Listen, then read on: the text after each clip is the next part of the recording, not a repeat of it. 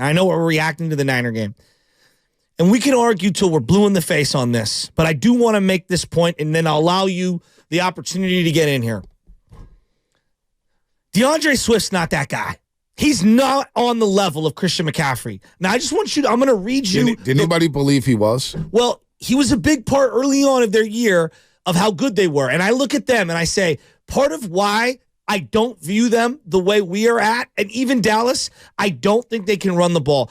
Let me just read the overall rushing yards from DeAndre Swift since he had basically 175 and 130 yards in week 2 and week 3. Since then, 56 yards, 70, 18, 62, 57, 43, 76, 80, and the last 2 weeks, 13 and 39.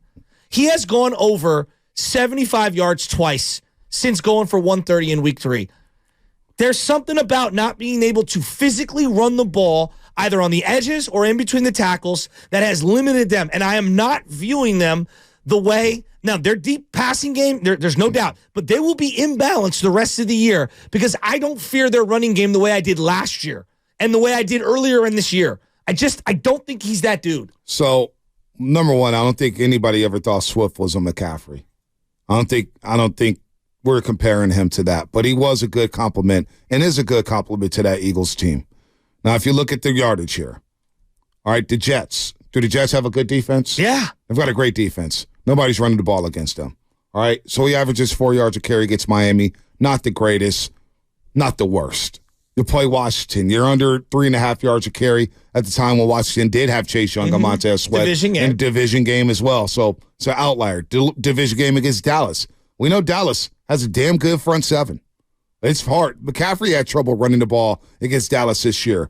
So then you look at the last 4. Kansas City. We got a lot of carries in that second half. I thought he played well against Kansas City. 12 carries, 76 yards, averaging over 6.5 yards a carry. Buffalo, 80 yards, 5.5 yards per carry. Once they started giving him the ball, their offense changed. All of a sudden, A.J. Brown got involved. He got rolling. Devontae Smith got rolling. So you had to balance there in the second half and got them back in the football game. Now, again, I'm not saying Swift is even close to McCaffrey. I don't think I've ever said that in my life. I don't think that's ever going to be the case with Swift being on the level of McCaffrey. But the last 2 weeks, they played 2 front sevens that are snuffing them. Last week, they get smoked in the run game. And then this week against Dallas, they fall behind 10-0 all of a sudden. We know what happens with Philadelphia. They fall behind 10-0. They get pass happy. It's too late to run the ball. And even when they did, they had nothing there. So Philly does have a problem with the imbalance of their offense. And I don't think that's on Swift. I think that's on them maybe getting too pass happy with Jalen Hurts. Well, I go back to the Dallas Goedert loss. You can't the Dallas Goedert loss is underrated for them because of what he does in the run game. Yeah. He's like George Kittle for them in the run game. He's a damn good run blocker. So getting him back, I'm eager to see where their run game goes from here on out because they cannot win at a high level by being so pass happy the way they are. He's at a career high in touches. He's gotten hit hard the last couple of weeks. I just look at them and I say to myself, the way I viewed them early in the year was, wow, they can win in a variety of ways, and they can win on the road, at home. And now I'm looking at them, I'm like, no, they're a pass first team. They get relegated to being one dimensional. They're a deep bomb team that can touch you up. But they're not a team that's going to, gash you with the intermediate stuff. And that's where I think they're very flawed. You know what, though? I think with them falling behind in all these football games, they've fallen behind against Kansas City. They've become more one-dimensional. They've fallen behind Buffalo. Yeah. They fallen behind the Niners. They fell behind the Cowboys. They fell behind the Cowboys before Lincoln Financial Field. They fell behind the Commanders twice this year when they had Chase Young and Sweat. They're falling behind, which kind of if the Niners fall behind, for example, we're not going to see McCaffrey touch the ball like that in the run game, that is. Yeah. They may give it to him in the pass game, but it's going to change the way you call plays. All of a sudden, you got to become more pass happy and one-dimensional, and that's a recipe for disaster. So I'm eager to see where the Eagles go from here. Will they get back to the run against the Seattle team that gives up a lot of running? This is the differentiator between CMC and all the other running backs in the league.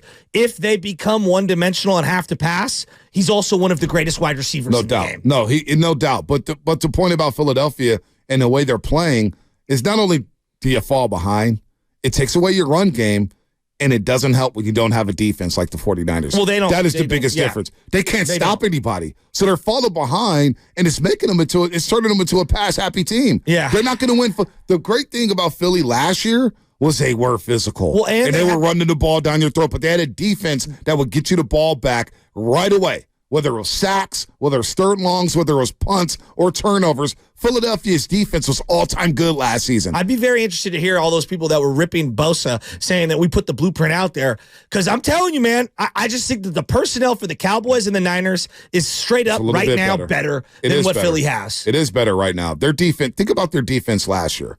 Philadelphia's defense last year. They had 4 guys with 10 or more sacks? So overall they had 4 guys. They had 3 guys with at least 11 sacks, and you had Reddick with 10. Had 70 sacks last year. It's crazy. It's 70 sacks. Think about the interceptions they had last year. C.J. Gardner-Johnson. That's a big 6 interceptions. Yeah. 6 interceptions last year. Slay had 3. Bradbury had 3. Blankenship had a couple. They had 17 picks as a defense last year. What are they at this year? Forced fumbles last year. They forced 15 fumbles last year and recovered 10 of them. So their defense was completely different because when you look at their defense this year, how many sacks do they have, Shasky? You want to take a guess? Yeah, not on pace for 77. They have 37 sacks right now.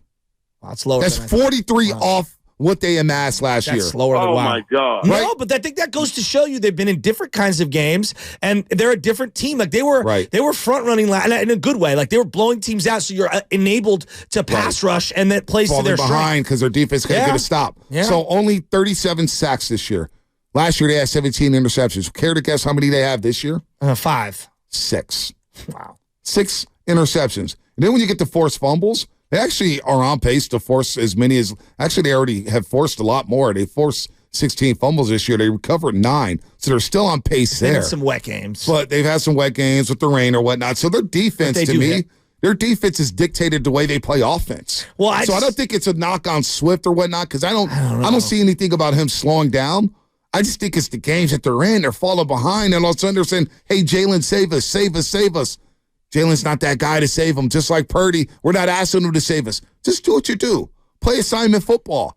And he's elevating this offense by doing that. But Jalen running around, and then you take away Goddard for a big stretch. They're different, man. So I'm eager to see where Philly falls or finishes this year because I don't think they're done yet. They're at their lowest point right now. Well, but next Monday is very big. I'm with you. I'm very curious to see how Philadelphia gets back to being Philadelphia. I'm not sticking a fork in them. Yeah. I'm just saying that I overrated their personnel, and I don't view them the same after the last couple of weeks. Not that they're done. They're not done. No one is saying they're done.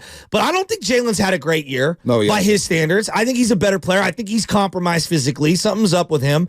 But I also think they're a hair off all year in terms of their passing. I don't think they've run the ball as well across the board. I don't know, man. I don't view them the way I did a couple of weeks ago. And I think Detroit, same thing. Like Detroit's fallen off. I viewed Detroit a month ago totally different than how I view them now. I don't know if Detroit's going to.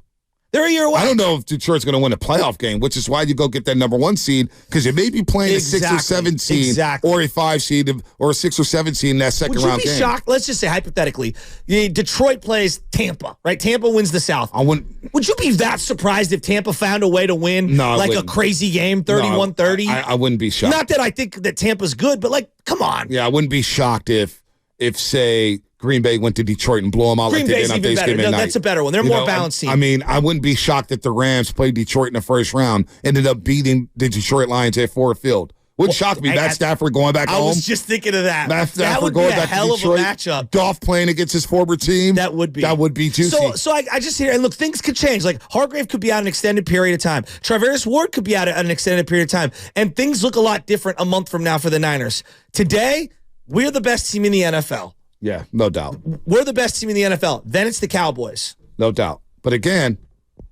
being the best team in the NFL today doesn't mean nothing for a lot of us. But it does feel good to be the number 1 seed in the NFC. I'm enjoying it. Oh, absolutely. I'm not going to lie. Being the number 1 seed and getting a bye week was huge for this football team. All right, let's